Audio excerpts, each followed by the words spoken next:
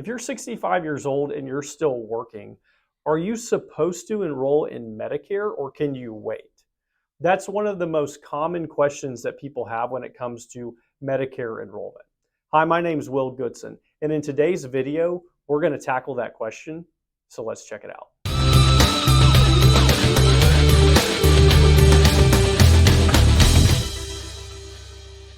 When you turn 65, typically that's when you become eligible for Medicare.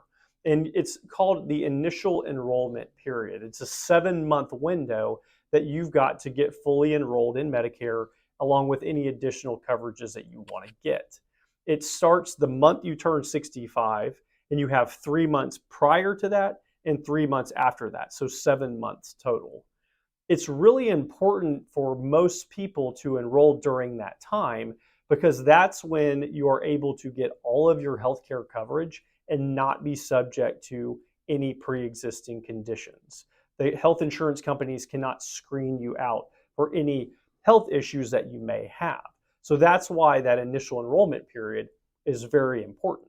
If you're still working, it can be confusing on whether or not you're supposed to go ahead and enroll in Medicare or if you can stay on your group health plan. The answer to that question is it depends upon the size of your company. It may sound a little strange, but that's really what it comes down to. If the company that you're working for and the group health plan that you're a part of has less than 20 employees, then you're going to need to go ahead and fully enroll in Medicare, which includes getting your Part A hospital coverage, your Part B outpatient coverage as well. A lot of people also will want to get additional coverage known as a Part B supplement or a Medigap plan and a Part D prescription drug plan based on whatever medication they take. There's also another avenue where you can get that coverage known as Medicare Advantage, also known as Part C. It's kind of a way to bundle that coverage together. That's kind of outside the scope of this video in terms of which is better. But again, if the company you're working for is small, then you're most likely going to need to go ahead and fully enroll as you turn 65 years old.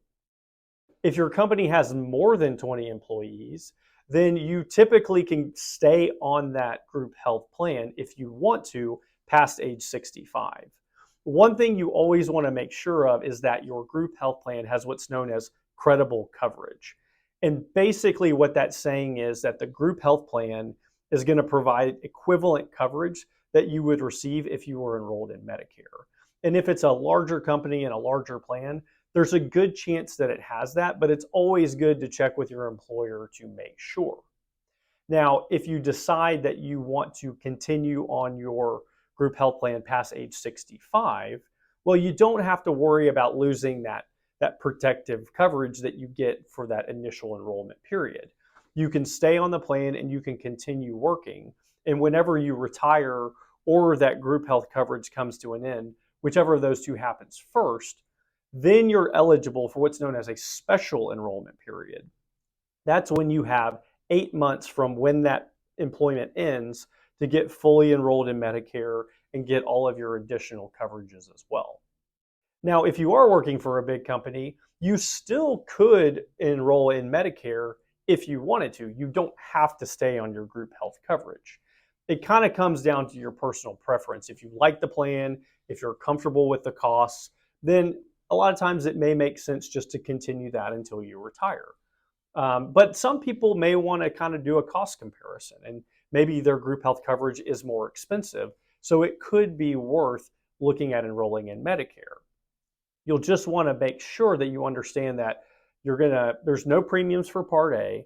Everybody pays a standard Part B premium, which can be means tested. So if you have higher income, then it's possible that you may have to pay more for Part B. In addition to that, the supplemental coverage and the prescription drug coverage, well, those are going to be additional costs as well. So you have to factor in kind of that combined cost with Medicare versus what you're paying on your group health plan to kind of decide whether or not it makes sense to stay or maybe look at going on to Medicare could be more cost effective.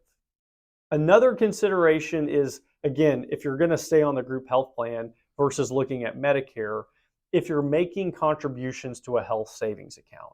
If you're putting money into your HSA every year and you want to continue to do that until you retire, then you should stay on your group health plan.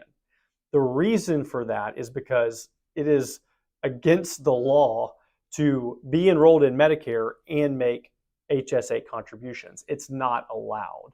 So if that is something that you are doing and you want to continue to do, then you do not need to enroll in Medicare at all. It's better to wait, stay on the group health plan, and then whenever you are going to retire, go ahead and stop those HSA contributions, at which point then you can do your full enrollment. Medicare is confusing for a lot of people, especially for people who are continuing to work. And as we covered in the video today, it really comes down to the size of your company, whether or not you need to fully enroll at 65 or if you have the option to delay. So I hope you found this information helpful. If so, feel free to check out these other videos. Thank you for watching, and we'll see you in the next video.